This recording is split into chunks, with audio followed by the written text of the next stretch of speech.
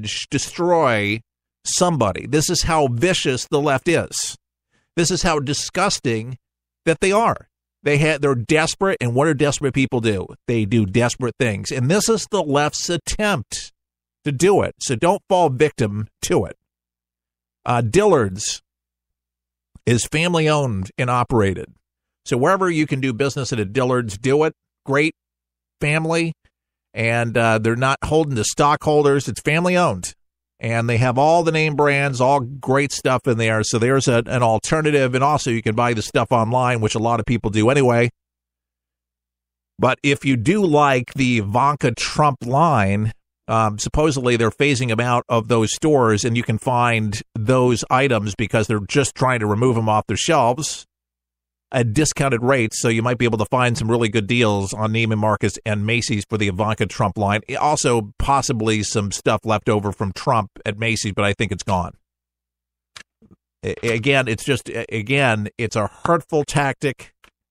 It's sad, but she says that her business is not going to suffer from that. You know, I mean, I'm sure that there's got to be some numbers. We have so many Macy's buying the stuff, but she says she's, got another plan and some other stores that are going to be picking it up. She's not worried. But it just goes to show you how small people can be. And again, it's something that people need to understand. People have to hear about it and don't get personal. It's okay. You can not like Trump. You can talk trash about Donald Trump and all that, but then they get personal and they attack the kids as if the kids did something. Kids didn't tell them to run. They encouraged their dad when he said he was going to run, but now you're going to attack their businesses, their livelihood. Oh, isn't that sweet? Hillary Clinton, and this might be good news for women. I mean, she's trying to empower women. Can you imagine women being like Hillary Clinton? But a lot of people, when polled, not, everybody, but, is Hillary Clinton a role model? Is she your role model? And basically, she's put out this video. We are live, and we are making the world a better place. She says the world needs strong women to step up and speak out. She asks conferences attendees to set an example for women and girls who are worried about what the future holds and whether women's rights, opportunities, and values will endure. Hillary Clinton has done nothing for women. Has done nothing for women. I will say this again, nothing for women.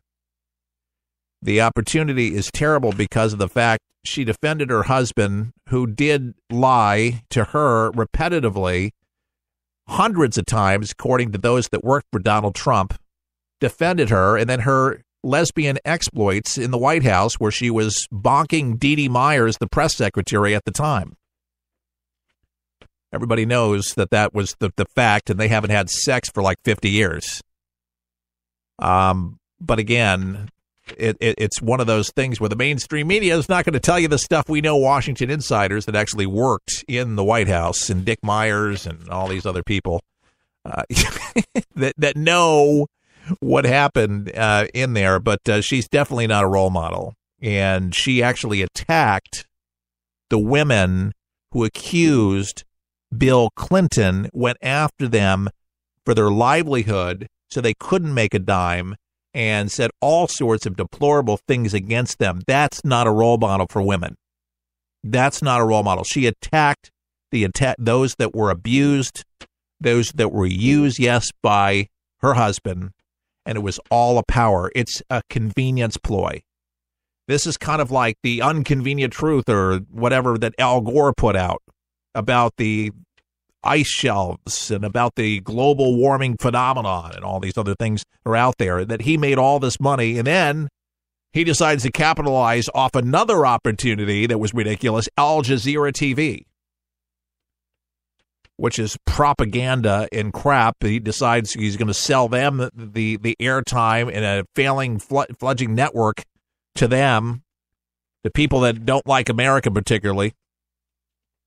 Thank you. It's just whenever it's convenient. And that's why these hacks these political hacks lost big time, big league, as Donald Trump said, because of the fact this is the erroneous garbage. And America woke up, came to their senses, and there was enough good patriots in our country that stood up, fought the fight, went to the polls, and voted for a person that may not be perfect, but a man that certainly has a vision for America, articulated the vision, talked about the problems, and now he's solving the problems today, right now.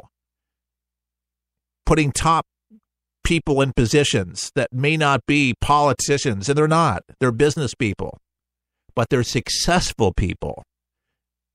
There's a difference between people that can talk a good game and then people that are doers. They can do something. They can follow through. And that's the type of people that Donald Trump is associated with, winners, that people that get stuff done. It's about productivity. When you're running a billion-dollar corporation, you can't have small league idiots running your company because it's going to run it right into the ground. And when you find somebody doing something like that, what do? You're fired. You fire them. They're canned. They're out. That's it.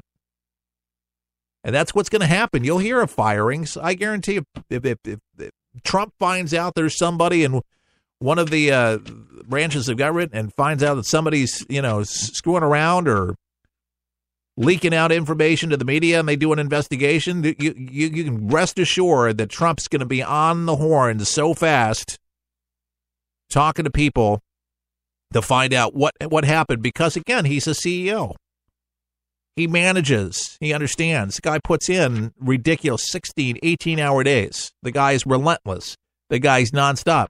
I don't remember any president putting in the time that he puts in. And then the media, NBC, CBS, talking trash that he went to his Mar-a-Lago home for a little rest after he's been doing this breakneck thing, executive order, this crazy travel, still doing business, talking to world leaders from there.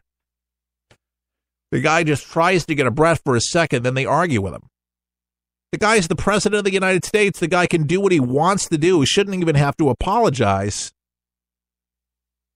There's guys that work for this administration that are like in their 20s and 30s, and they said they can't even keep up with him. I'm serious. It's so cool. By the way, Iran is at it again, launching missiles and exercises after the U.S. put the rogue nation on notice. Donald Trump's words, General Mattis. I told you that Iran, just from our sources, before the election even took place, that was going to be a hot button issue, one of the biggest. And people ask me all the time, what do you foresee? And for the people that I've talked to in D.C. that are in the know, people work in the military, say that there's going to be a confrontation of some kind. It's not going to be pretty. Iran's going to do something dumb, and we're going to strike back very hard. Very hard. And it's something that's going to be done. These people are fruitcakes. They're nuts. They hate America. And this is the type of ideology that exists in other parts of the world. It'd be nice, again, to believe that we live in a utopia, but we don't live in such a world. We have haters in America here that claim they look like us, they walk like us, and they did not assimilate well. They do not like what we stand for. Just like San Bernardino and like Orlando, they're plotting. And the investigations are in all 50 states right now, according to the FBI, ISIS investigations, because they have information that tells them that there are works underway for them to attack America. People plot every single day that live over here on our soil. They could be in your backyard. They could be right next to you. They could be at the schoolhouse. They could be at your mall next week, blowing something up. That's why Donald Trump, in my opinion, is working so hard. Sebastian Gorka, he's been on our show before, talking about how we can root out terrorism. The guy's a terror expert, and now he's working in the Trump White House, providing information and intelligent information to be able to root out the terror. But it's a cancer, and that's invading. And it's a plague. And we cannot become complacent. We become, like a lot of liberals, complacency.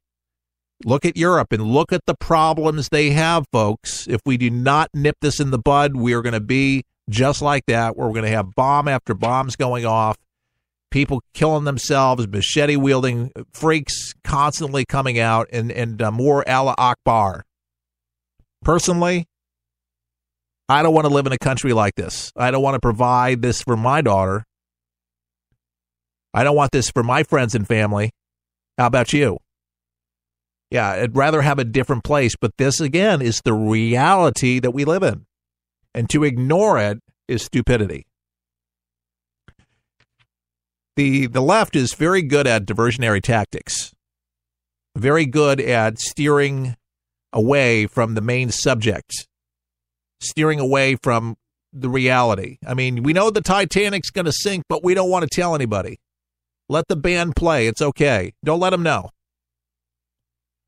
If we're going towards an iceberg, folks, and we've been heading that way, especially during Barack Obama's tenure for 8 whole years, a long time heading towards an iceberg.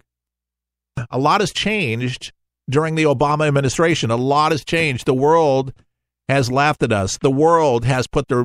It's as if China, even Mexico, Iran, our allies, have given us the middle finger. They challenge us all over the place with our Navy ships. Before there was a force to be reckoned with. Now they just laugh because they're like, they don't even back themselves up.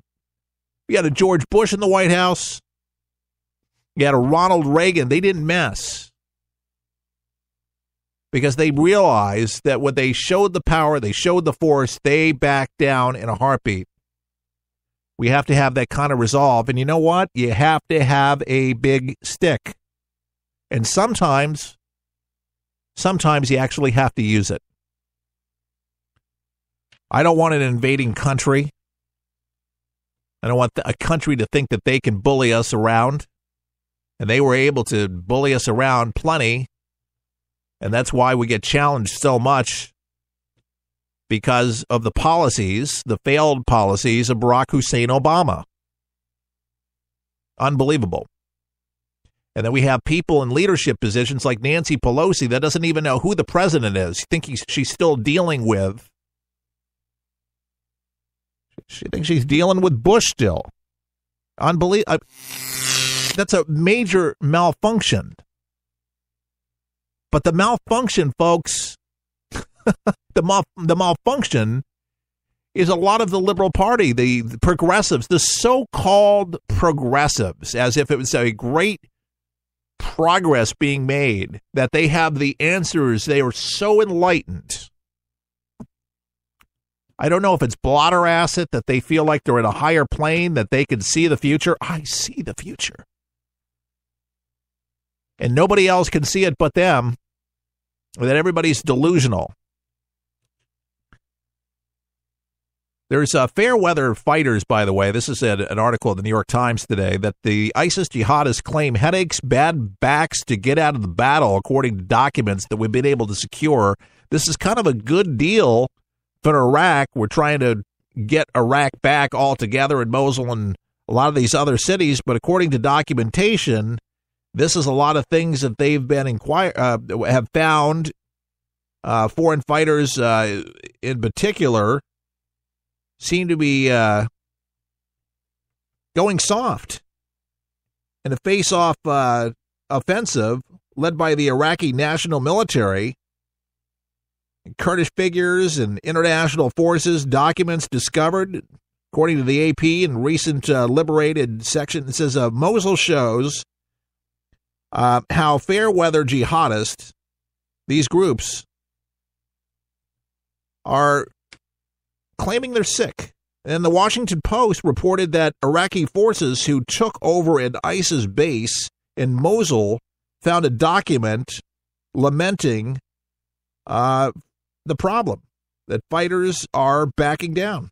They're getting scared, spoofed off, realizing that the war on terror, at least there in Iraq, they're chasing them out, and they're getting spooked. There's a reason why They try to get into these young people's minds on computer